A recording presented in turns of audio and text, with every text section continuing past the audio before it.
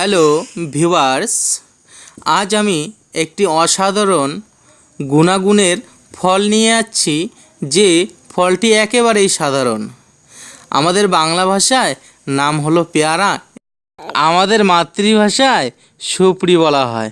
যাই হোক, আজ সুপ্রির বিশেষ গুণাগুণ সম্বন্ধে আলোচনা করি। কমেন্ট এবং সাবস্ক্রাইব করবেন, পাশে থাকা বেল আইকনে ক্লিক করবেন যাতে পরবর্তীতে নতুন ভিডিও সবার আগে দেখতে পান। এছাড়াও আপনার মূল্যবান মতামত জানান কমেন্ট করে এবং অন্যকে দেখানোর জন্য শেয়ার।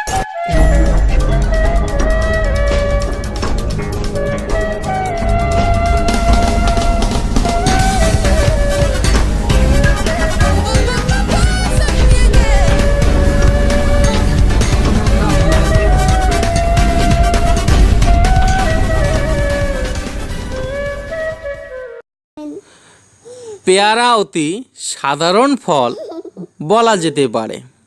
আমাদের দেশের বিভিন্ন অঞ্চলে প্রচুর পরিমাণে পেয়ারা উৎপন্ন হয়। একটি পাকা পেয়ারাতে 220 থেকে 450 মিলিগ্রাম ভিটামিন থাকে। এই ফল শরীরে শক্তি আনে, স্ফূর্তি দেয় আর শরীর শক্তিশালী করে তোলে। অনেকের নেশা প্রতিষেধক হিসাবে এই ফল কাজ দেয়। মিষ্টি পেয়ারা বেশি উপকারী। দুপুরের আহার গ্রহণের 1 ঘন্টা পরে লেবু, নুন আর গোলমরিচের সঙ্গে পেয়ারা খাওয়া দরকার। বেশি পরিমাণ খেলে পেট ব্যথা হবে। বেশি পেয়ারা খেলে বারবার মলত্যাগ হতে পারে।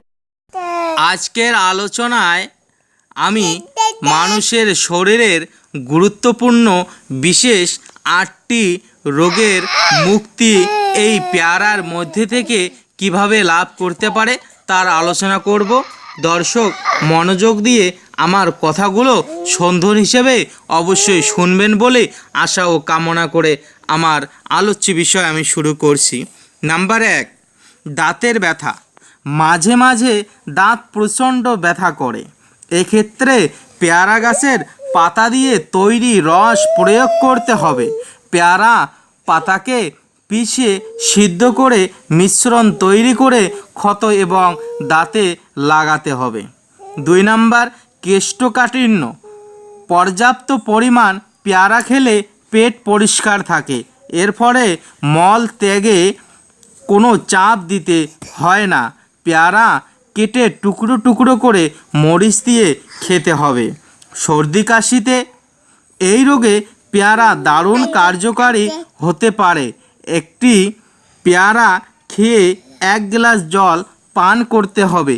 দিনে এমনটি 3-4 বার করবেন। জল পান করার সময় নাক দিয়ে শ্বাস প্রশ্বাস একেবারেই নেবেন না। নাক বন্ধ করে মুখ দিয়ে শ্বাস নেবেন।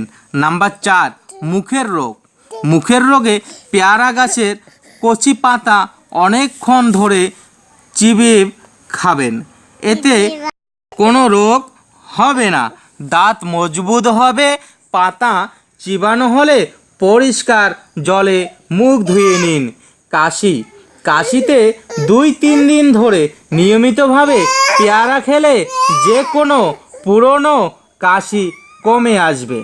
বাচ্চাদের বিভিন্ন রোগে, শিশুদের নানা রোগে পেয়ারা খুব উপকারী। বারবার পায়খানা হলে পেয়ারা পাতার রস গরম করে খাওয়াতে হবে।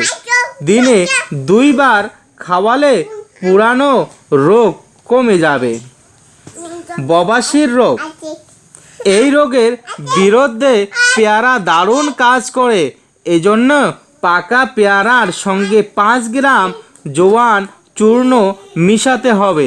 এই মিশ্রণটিকে যত্ন করে রাখতে হবে। এটিকে প্রতিদিন 2-4 বার প্রয়োগ করতে হবে। ভাঙ্গের নেশাতে পেয়ারা খেলে অথবা এর পাতার রস খেলে ভাঙ্গের নেশা নষ্ট হয়ে যাবে।